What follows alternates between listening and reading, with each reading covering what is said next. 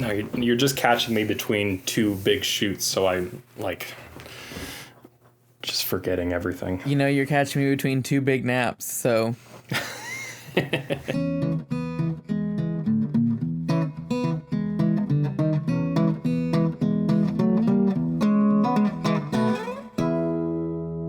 All right. Welcome to A Century in Cinema. I'm Arthur. And I'm Andrew. And this is a podcast where we discuss a classic film from every year. And today's film is from 1937, The Awful Truth, directed by Leo McCarey, starring Cary Grant and Irene Dunne. And as always, you can check the show notes to see where it is streaming and available online whenever you choose to listen to this episode. What's going on in 1937, Arthur? I need to find all my notes. 1 second. Everything's scattered. Well, terrible things are happening in China. So all those skirmishes and territory disputes that we've mentioned before sort of break out into a full-on war this year. It's the Second Sino-Japanese War. The Imperial Japanese army invades Shanghai, cities across mainland China, and most infamously Nanking. Hundreds of thousands of citizens are killed during these battles. This year in America, unemployment continues to drop, but it's still quite high. The Golden Gate Bridge opens in San Francisco, and in New Jersey, the Hindenburg disaster puts an end to the commercial airship industry. Nazi Germany's Hindenburg, by the way.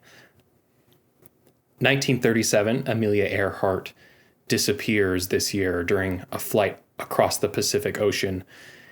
And in Chicago, union demonstrators are fired upon by police in what will be known as the Memorial Day Massacre. A coroner's jury declares that the 10 killings are justifiable homicides and no police are convicted. Some things never change, you know? Yeah, that's so sad. In 1937, The Hobbit is published. And in the movies, Ronald Reagan's first film is released. But I want to circle back to The Hobbit. When did J.R.R. Tolkien die? Did you think this was written in medieval Europe? No. I thought it was early. In my mind, this was 1900s, 1910s. I don't know why I had that in my head like that. J.R.R. Tolkien dies in 73. Whoa. It's the same effect and energy. Channing Lowe. One of his go-to phrases, I've heard him say it 3 different occasions. He just says, Picasso died in the 70s. Then that doesn't seem right. Yeah, J.R.R. Tolkien feels older. I guess I always knew that Lord of the Rings was seen as a reaction to World War II, so I always knew it came afterwards. I guess that's true. It was kind of fun. Yeah. Okay, exit out of that, go back to this, go back to that. My first derailment. Snow White and the Seven Dwarfs comes out as well. Remember, Disney is one of the first studios to use Technicolor film, but we'll get to color live-action films soon enough. Do you want to tell us what's going on in The Awful Truth? Okay. It's a film about a married couple, and the opening scene, we realize that the man has been doing something he shouldn't be doing. It's sort of left up to interpretation, but because of that, he has to pull off an elaborate lie to his wife. He comes home, his wife isn't home, which surprises him. She shows up with another man, and then performs what seems to be an elaborate lie in front of him. And then based off of these two, one confirmed, one non-confirmed elaborate lies, they decide they're done with all the untruthfulness and the inability to trust each other, and it would be better if they got a divorce. They try dating other people. Those dates get sabotaged by each other, and they slowly but surely fall back in love with each other up until it's the night that their divorce will be final, and at the strike of the clock, determining that they are not married anymore, they sleep together again. That's right, yeah. Pretty There's a dog involved. There's many musical numbers. There's things in there, but yeah, broad strokes, that's the plot. Yeah, we just want to get through the plot because we're going to talk more details as it goes on. Also, I know a lot of people who've been watching the movies as we go along, and I think that's awesome. We'll be talking about the gags and the goops. Man, the star system's so strong. Like, I don't remember their names in this film. They're just Irene, Dunne, and Cary Grant, Yeah. Like, we didn't give any character names at all. No, but we don't need to.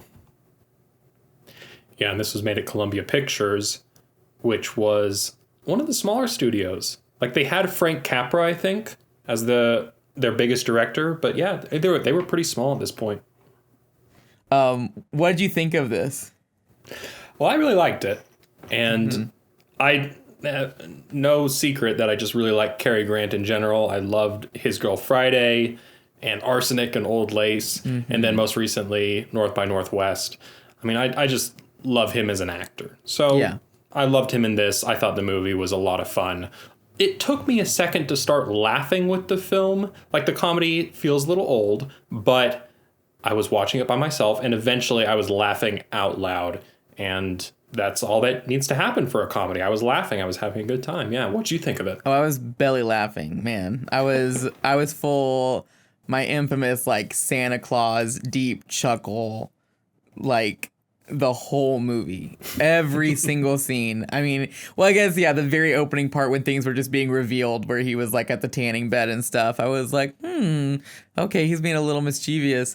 But then literally, like, that woman, the one with the dark hair who's, like, visiting their home, who's just, like, gently stirring the pot between them and asking all the questions, I started laughing at her. I was like, oh my gosh, this woman she is just wanting to get someone in trouble tonight. And yeah, I don't know, that whole dynamic was just so funny. The courtroom scene cracked me up. Everything with the dog. What an incredible performance from that dog. I was like, this dog's not going to get to me. I'm better than just falling for the cute dog trick. But no, the dog is super funny. Steals the hat. It's running around with the hat. It's a funny dog. I mean, I loved the physical comedy in this. Cary Grant leaning back in the chair and the chair just slipping out from under him and him hitting his head against the wall had me dying alone in my room. I loved that. Yeah, and I liked all the red herring stuff with the vocal teacher. I really like that, when she's at first, and they come with this line, she's like, I'm really not lying. And you almost kind of want to believe her. But then when you realize, oh, these guys are kind of like not good people, as the movie goes on, I'm like, well, I don't really think she's telling the truth. And then the movie like totally tricks you with that vocal when he goes to spy on them and it's a full on vocal performance and he really is her vocal teacher. And I was like, oh man, they got me. Like, she really was just his student. And then of course it's all one huge wraparound to just him like finding him in her apartment later in the movie. Okay, the part where he comes through the door and slowly realizes that the teacher's right behind him. That's and they like smile at each other. Oh my god. And like point at each other's hat. This is yours, right? Yeah, this is yours. Okay, yeah, thanks. And then he just throws it on the ground. Yeah, and then they're like, all the pots are clanging and the dog is barking and the women are yelling over it, saying that it's somebody cleaning. Oh my gosh, yeah, I thought that was. I just love it when people like to stir the pot in movies. It's my favorite like characterization. Yeah. And when we first meet the future mother-in-law from the Oklahoma guy, and she comes in as just me, like, well, I would never believe rumors like this, but actually, I don't think I'm gonna say anything about it at all. Like, her just like coming in and like just being like, well, I heard you were a complete slut, but I'm not gonna say it out loud. Like, I thought that was so funny that it's like this protective, overbearing mother character comes in out of nowhere. And then the idiot Oklahoma guy trying to sing, and God, that song goes on for so long where the Home on the Range trying to help him, at the piano. That was one of two moments where Irene Dunne fully cracked on screen, which both times destroyed me. Like, seeing her just like lose it. I can't remember. The other one was in front of Cary Grant. And the first time she's like she's singing and then she just laughs a little bit, right? Yeah. I liked that. It's so little, but it's really nice. Yeah, I loved both times that she fully just cracked on screen. It's very, very rare to see a performance that natural. We'll be talking more about that later with the directing style and everything. But yeah, I just seeing her crack on screen, I was like, because this was like a revolutionary comedy when it came out. Like, people were calling this the funniest movie ever when it came out. And I truly do think, like, a part of that was, like, seeing a full-blown Hollywood production with these gorgeous gowns and great sets and people cracking on screen. Like, I don't want to say this is the first film to do that, but, like, it feels like as far as... No. Who did this? Oh, this is Columbia. Yeah. I feel like as far as, like, the big Hollywood studio movies, it would have had to have been one of the first because things were so, like, robotic at that time. Mm-hmm. Now, I did feel like, it took me a second to get into the comedy in this film. It does feel a little out of date, maybe? I mean, did you feel that, or did you feel like you could get right into it? I got right into it, but also... I am the easiest person to make laugh. I love laughing. It's my favorite thing.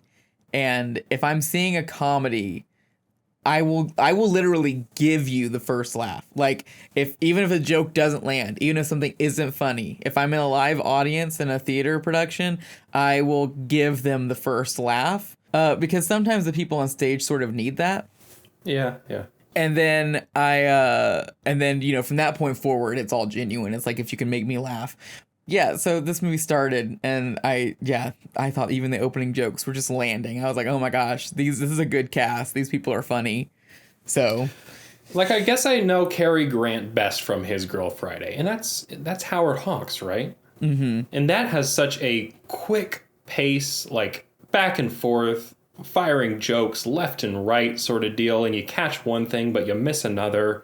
And this doesn't have that sort of pacing, so maybe I was thrown off a little bit by that. I believe His Girl Friday fully would not exist if this movie hadn't been made first. Oh, well, that's obvious. Cary Grant would exist if it wasn't for Cary Grant, film. But even, like, the timbre of the comedy, like, I think that His Girl Friday sort of ups the pace, like you said, and, like, is able to be quicker because a movie like this was already in existence and was a success.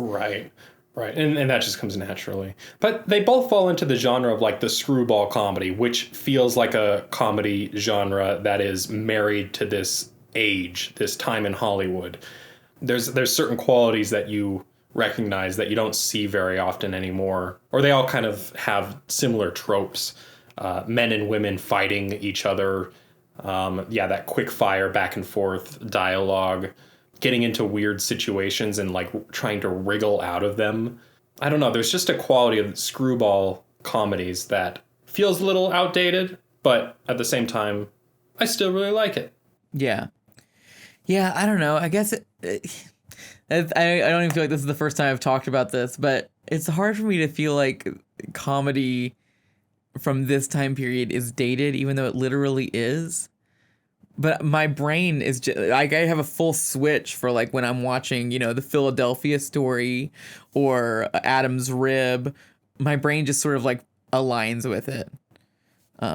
Which, I can't really say for every genre of comedy, but the screwball comedies in the 30s through the 50s, definitely. We would also classify this as a white telephone film. At least that's what you said to me. What is that? Because I've heard the term before. I don't know what it means. So it's actually surprisingly literal. What I meant when I said this was the first white telephone film that we've covered on the podcast. There's literally a scene where we're in Irene Dunne's apartment and she has a white telephone. That image was considered a display of wealth. It was considered a display of status.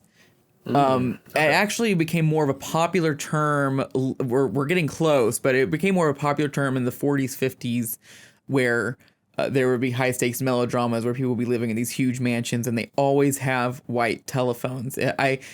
I wish I could give you more history on why that image is considered Why that's considered like a display of wealth. The white telephone films is like watching people who are rich and sort of letting yourself bask in the wealth of somebody who you'll never attain that amount of money. That's what it means. But it's also, they literally do own white telephones. And I think this film is a huge display of both of their wealth. Yes, we are.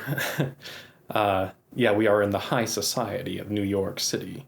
Her dresses, are you kidding me? Every single one.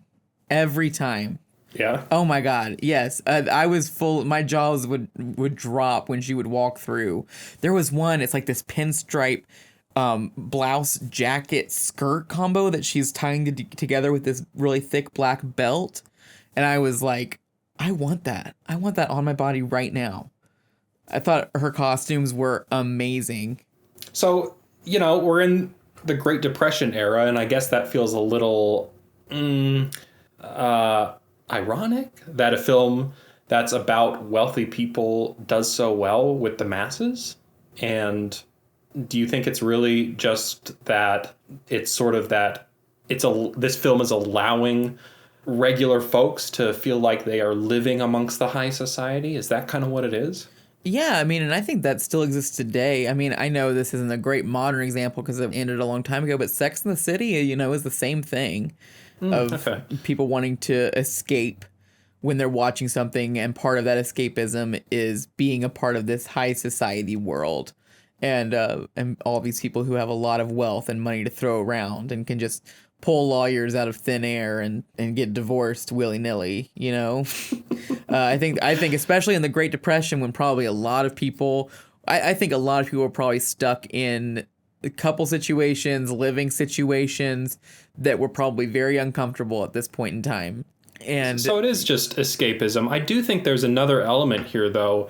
I mean, we see other rich people and they are made into fools. They are buffoons. I mean, the Oklahoma guy's an idiot, right? Right. And he's like this oil tycoon. And then we, Irene Dunne is going out with him for a little while. And then Cary Grant goes out with this other woman who's part of like the New York high life.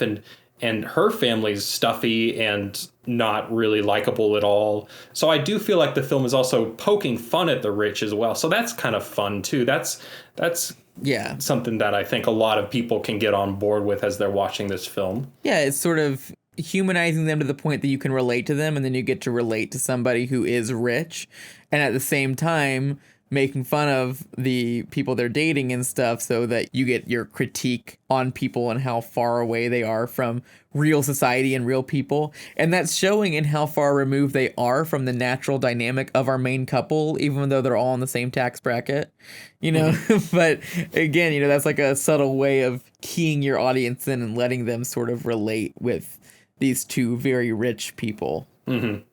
Oh, man, I loved the scene with Irene Dunne pretending to be Cary Grant's sister and just making him look like the lower status. Where's my purse, right? No one leave, lock the doors. I thought that was great. Yeah. And sorry, if you need to see the film, people listening, because we're just retelling the jokes and we're not doing it. We're not doing them any justice. That was so funny. That entire sequence I did not see coming at all. It's so funny. Even this film's depiction of like poverty from these rich people's perspectives. She's wearing like tattered gloves-ish, but she's still in an incredible outfit and like a full updo, and the hat's like her face is like taped back, and she's got a great makeup job. Like, I don't know, it was just so funny. I was like, oh yeah, I guess this would be a depiction of poor people. Irene Dunne, very versatile when it comes to, portraying disparaged minorities.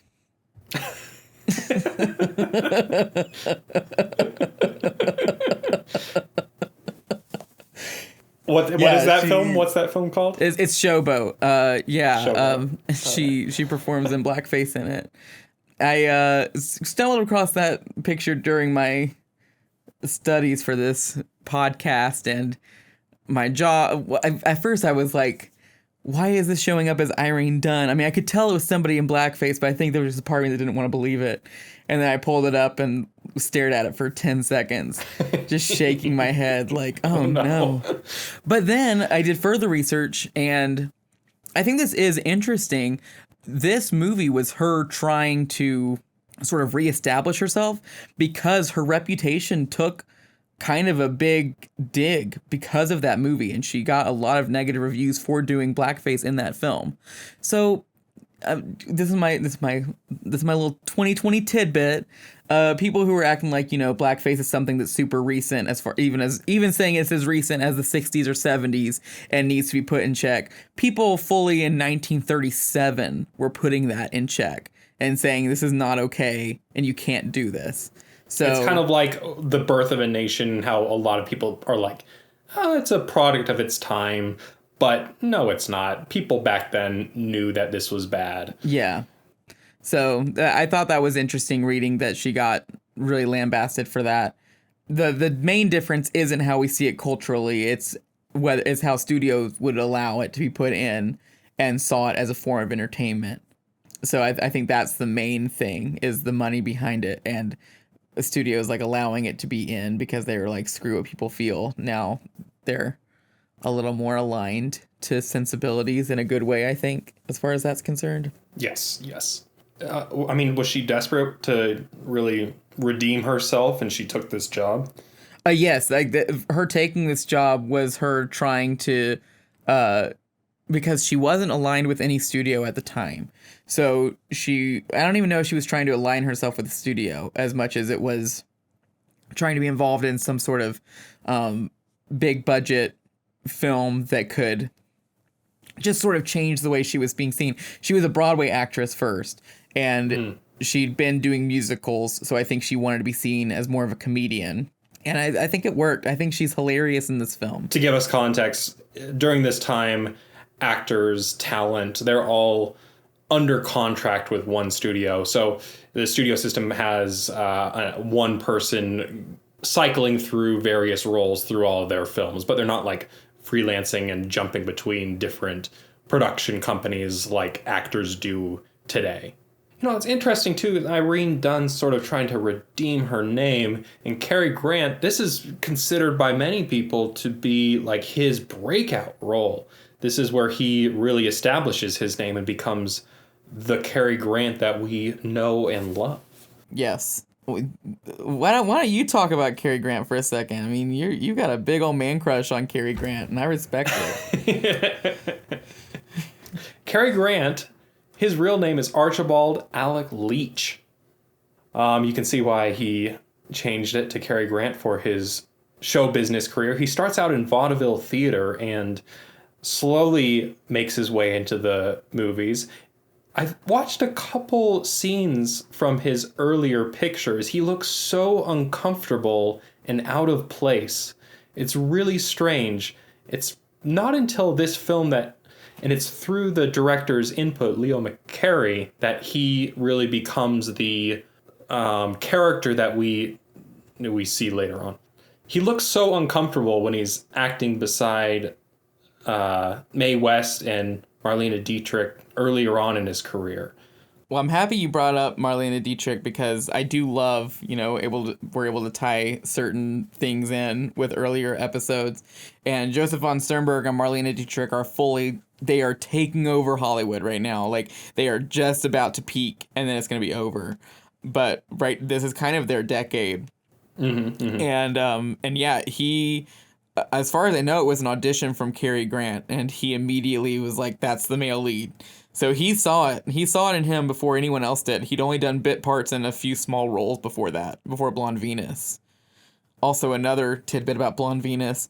If anyone here is a Batman and Robin fan and remembers that sequence where Uma Thurman reveals herself as Poison Ivy under a humongous gorilla costume that she takes off piece by piece, that is a direct homage to Blonde Venus, which has an incredible musical sequence with this giant dancing gorilla, and then it takes off the hand first, and shows a little ring and then takes off the other hand, and piece by piece it's revealed to be Marlene Dietrich, and then she has a big this song. scene, I have heard so much about it in my studies. It keeps coming up, this scene where Marlene Dietrich strip teases out of a gorilla costume. I need to see it for myself to believe it. It's iconic, But yeah. it keeps coming up. But yeah, Cary Grant has this strange like accent that he sort of establishes. He has these strange gestures that he does. And when you watch a film like, I always forget the name of it. Old Lace and Doilies, I want to say, but it's not Arsenic and Old Lace. And then every time you want to say the title in this podcast, you can just cut that audio and put it there for you, okay? No, but when you watch... Okay. Yeah, when you watch a film like Arsenic and Old Lace, where he's taking it a little bit too far, you can kind of really see through it. But yeah, he has all these little gestures and ways that he holds himself that really make you laugh. I love it. They're subtle, but they're super funny. And then, Alfred Hitchcock sees that, and he takes the guy and makes him into this lovable buffoon in To Catch a Thief and North by Northwest as well. So works in comedies, works in drama. I don't know many stars from this era that like really catch my attention, but Cary Grant does. It is interesting how so many, well, it makes sense. A lot of the vaudeville performers, stage actors, they make their way into films, but it does interest me how film is seen as this sort of like stepping down for a lot of those people. Like it's seen as this lesser art form for them. For a lot of people, they were kind of not happy about having to take film roles. Yeah, it's also really interesting that they both started off as stage actors. Irene Dunne and Cary Grant. Yeah. Yeah. I think it shows in this movie a lot. They're playing off each other really well. I mean, they're playing off each other really well. And I understand Leo McCarey, the director, has a improvisational style that he's forcing them to sort of go off script. And that really frustrated them. Well, allegedly the first few days of filming, they got in and so the original play script, which had been adapted twice, and there was a newly adapted script. So this script had already made the rounds, and Leo McCarey read it and thought, this is bad. Instead of, just one example in the original script, instead of fighting over a dog, they're fighting over a necklace that they both cherish. Oh, who cares? Yeah. Yeah, it's like immediately what an incredible change. But that was a change that came on the fly on set. And they actually had a lot of drama with getting a dog. They had to go through like 3 dogs, and the first 2 dogs didn't work out. And then the third dog was a busy actor. Not kidding. This dog was in, I think, the Thin Man series. And they had to fully delay filming for like a month that was unexpected and not scheduled because the dog had prior filming schedule. But you need that dog. When the dog is barking along with the piano, you're like, oh yeah, he's the right dog we need for this role. I totally see it because it's a really good performance from this dog. But yeah, so there were a lot of things that he read in the script and he thought, this isn't funny. I mean, this movie proves that he knows what's funny. So they didn't have an official script. And the first few days he was seriously sitting down with the actors and saying, okay, like, how do we all feel about each other? What are some stories we can tell about our lives? What are some interesting things? And he's just trying to get to know people so that he can build some chemistry.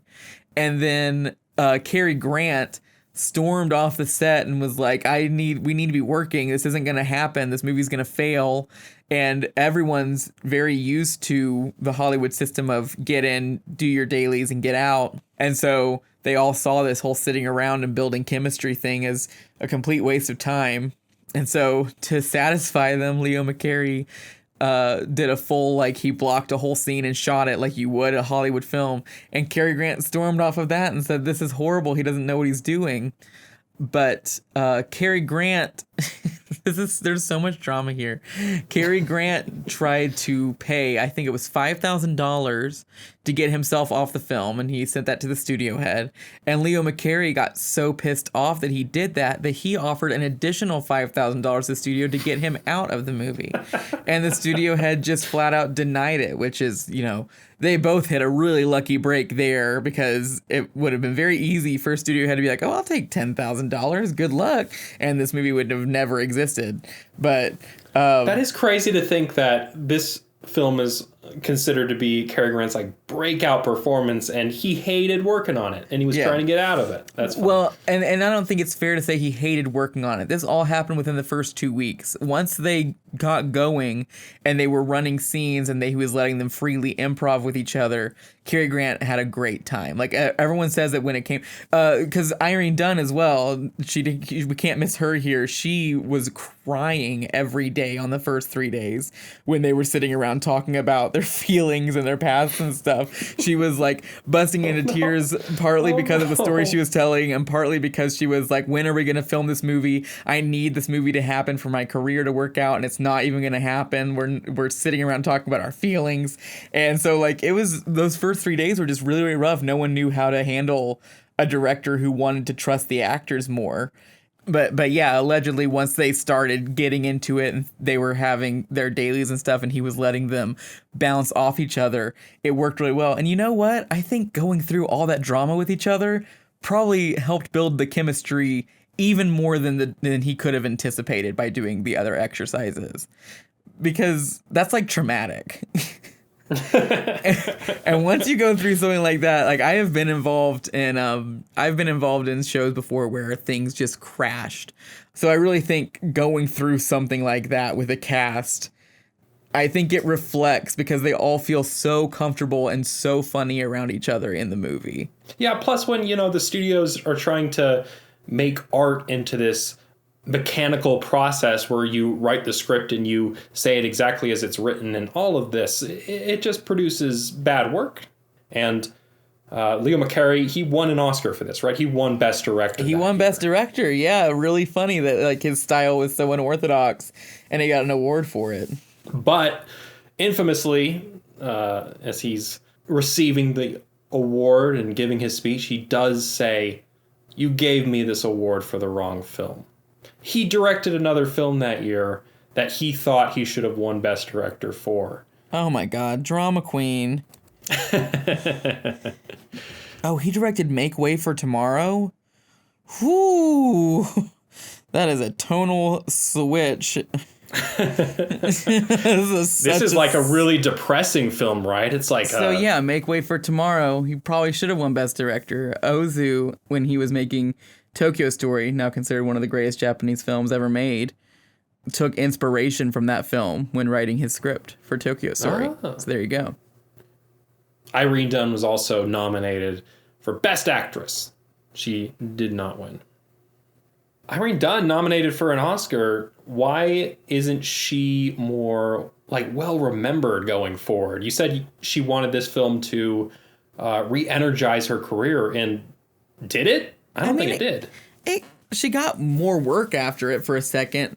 I know that her last film was in 1950, and then she did some television after that, and then she decided this is not for me. Yeah, I mean, so she had a very successful career on Broadway. She had a successful career in the movies for a little while, and then a successful career on TV for a little while. Yeah, she got a lot of work after this film.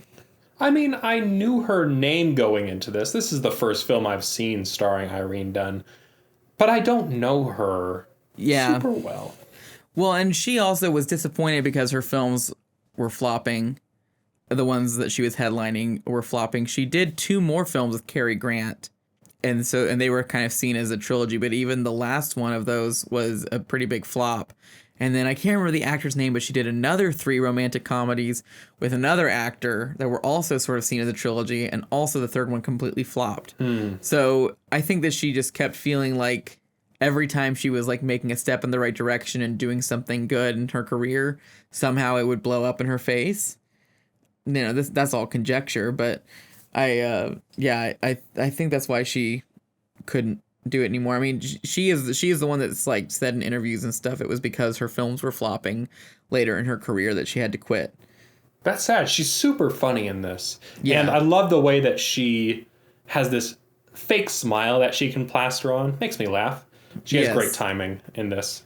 Her reactions to everything. I mean, she's put in all these awkward, ridiculous situations, but she's just grinning and trying to make it through. I mean, the Oklahoma guy is a total idiot, but she's just trying to make it work and trying to make Cary Grant jealous. But, I mean, Irene Dunne trying to dance with that idiot, it's all great. And doing the encore. Yeah, Cary Grant pays for an encore. I loved everything with the clock. Oh, the ending of the film, yeah? Yeah, all the innuendos with the clock. It was really good. Up until that point, there's no sort of like magical realism or any sort of symbolic elements of this film. And then suddenly, these two little people march out of the cuckoo clock. And I think that in an interview that I listened to with Irene Dunne, she directly says that they had to do that because of the Hays Office, the production code that's in effect at this point. They came up with this way of insinuating that the couple is going to get back together. Well, they're going to have sex. Do you think they're going to get back together? Yeah, but I thought that was part of the joke. I think that this movie would like to think that they get back together. I thought that was kind of part of the joke, was that they couldn't really trust each other. So now that they're not married to each other and they're completely single, now they can like have sex with each other again because there's not really an attachment between them. Because they're like, oh, we're not married in 30 minutes, and then they make the clock such a big part of that scene, and then it's like as soon as it hits the end of that 30 minutes is when they, when the two people go through the same part of the clock together. I guess that's true. I always thought of it as them being right for each other in, kind of a toxic way. They are right for each other. I'm too cynical when it comes to relationships these days. I'm like, yeah, they're not going to end up together. No, they're just having sex now, which that's fine. That's totally fine. Do you think that she was cheating with the vocal instructor?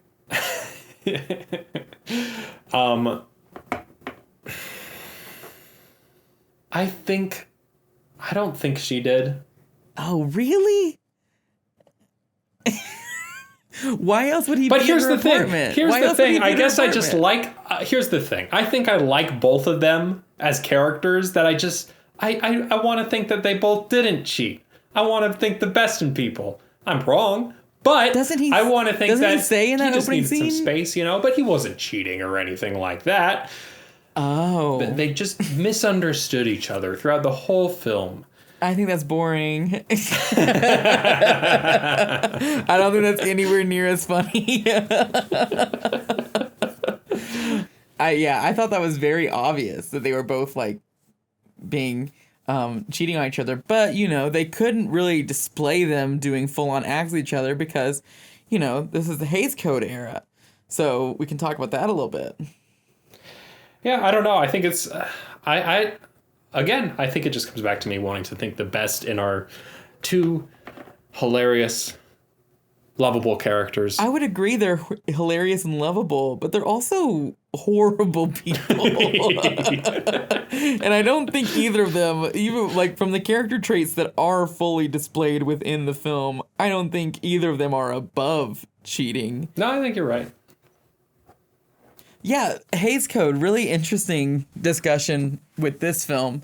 There's only one kiss in this entire movie, and it's between her and the Oklahoma guy, and it's like a peck. Oh, that's right, yeah. Yeah, because the Oklahoma guy gets way into it. He's like, oh my God. While Cary Grant is behind the door. The scandal. Oh, yeah. I didn't think about that, but that's got to be a result of the Hays Code. I mean, you think of Babyface compared to this, if they had just been able to show them straight up, like, before and after sex with each other. I don't know. Yeah, I just think it would have been made more clear that they were fully, like, sleeping with other people. Because I think the premise of the film is sort of predicated on that they can't trust each other. Mm-hmm. But what about this, Andrew? Okay.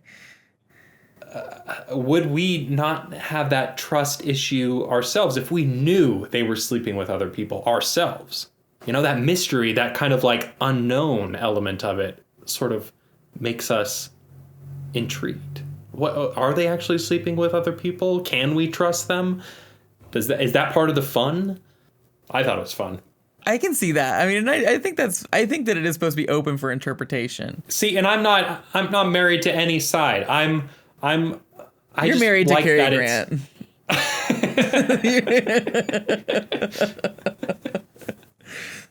No, I like that it's left totally ambiguous because I think that plays into some of the funnier parts in the film. Like when Cary Grant bursts through the door and he thinks he's going to find him in, you know, some sort of horrific act, but actually it's just them singing. But maybe this is just them singing and they have horrific acts. Yeah, because why else would he be at her apartment? You know.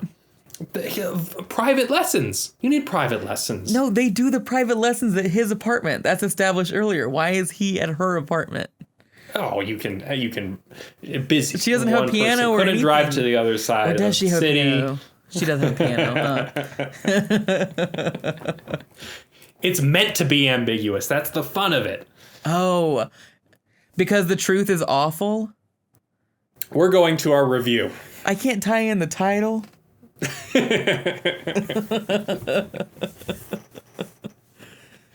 Did you get this review from Mr. Crowther at the New York Times? Yes. This reminds me of, have you seen that interview with Miriam Margolyes? Where she's like tells the cast of Mamma Mia in front of them at a talk show that she hated the movie. She's like, oh, that was a dreadful film.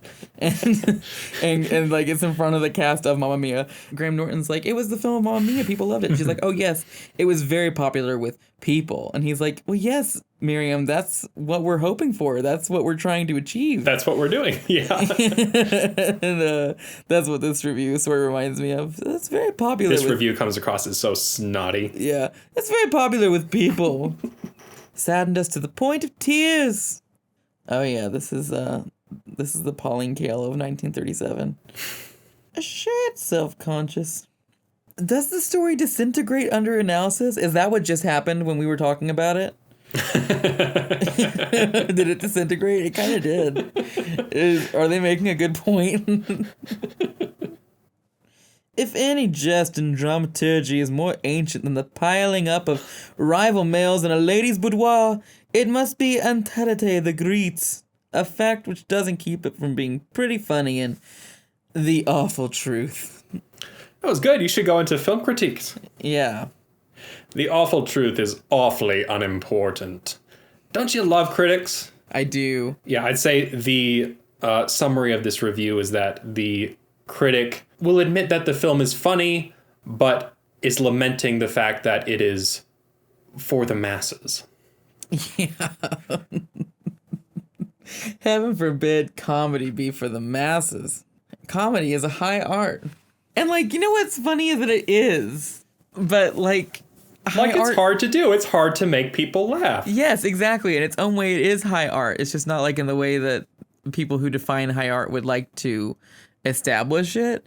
And, yeah, I think that's really just kind of silly that they're like, oh, it's a good thing the movie's funny. It's a bad thing that people are liking it. I'm exiting out of this review. You're exiting out? Do we have anything else we want to talk about with the review? We want to give it any more of our thoughts? Any more of our time, really? Yeah, it's funny because with this, and I love, you know, I'm giving you all the credit here. This is your idea to do the reviews of the time period, and you always find them. But it has been funny to do this journey through world history. Then we're talking about a movie that came out that year, and then we're sort of doing this mini, not as analyzed journey through criticism as well. And yeah, it's, I don't know. Obviously, snobby critics have existed since art has, but reading a review like that's like the first full on Pauline Kael-esque situation we've had. Mm. Most of them, like the closest I could think would be the H.G. Wells review of Metropolis, but even that was like, I wouldn't call it snobby as much as he just refused to entertain the idea that it could be real. Yeah, I mean, he was reviewing that film trying to think of it as a depiction of the future, and he just doesn't agree with it. Less so about the film's quality. But I fully feel like the nosebleed section common man right now being like, this critic don't know in nothing. I thought this was funny. And like, yeah. But that's literally how I feel. Some of the films have gotten better reviews than this is still a fine review. They're just being snobby about it.